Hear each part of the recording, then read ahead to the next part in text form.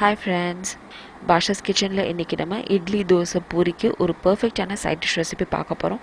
இந்த சைட் டிஷ்ஷை நீங்கள் ஒரு 10 to 15 மினிட்ஸில் இன்ஸ்டண்ட்டாக ப்ரிப்பேர் பண்ணிடலாம். எப்படி செய்யுதுன்னு வாங்க பார்க்கலாம். இந்த சைட் டிஷ் செய்கிறதுக்கு ஒரு கடாயில் 3-4 டேபிள் ஸ்பூன் அளவுக்கு எண்ணெய் விட்டுக்கோங்க. எண்ணெய் சூடானதுக்கப்புறமா கடுகு போட்டு பொரிச்சிக்கலாம்.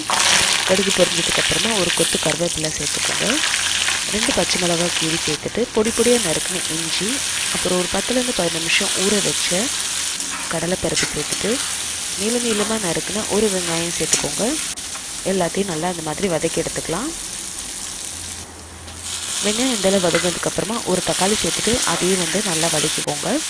வெங்காயம் தக்காளி உங்களோட கிரேவிக்கு ஏற்றாப்புல நீங்கள் இதில் சேர்த்துக்கலாம். அடுத்ததாக அவிச்ச முட்டை 3-4 சேர்த்துக்கிறேன். மசாலாலாம் கொஞ்சம் வெறும் மிளகாத்தூள், தனியாத்தூள், அப்புறம் மஞ்சத்தூள் சேர்த்துட்டு தேவையான உப்பு சேர்த்துட்டு எல்லாத்தையும் நல்லா இந்த மாதிரி கலந்து விட்டுக்கோங்க.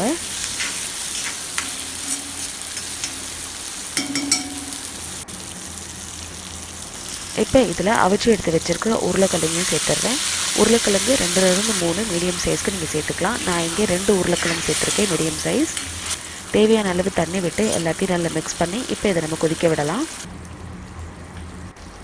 ஒரு 5-7 நிமிஷத்துக்கு லிட் க்ளோஸ் பண்ணி இதை நம்ம கொதிக்க விட போகிறோம்.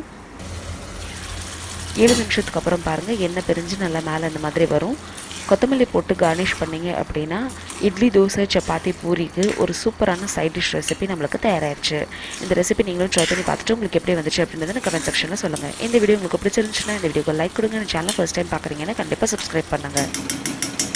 இதே மாதிரி 7 வகையான chapati side dish recipes mushroom paneer வச்சு உங்களுக்கு வேணும் அப்படின்னா கீழே டிஸ்கிரிப்ஷன் பாக்ஸில் லிங்க் பாருங்கள்.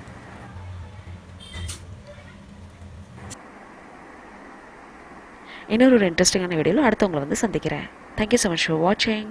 பாய்.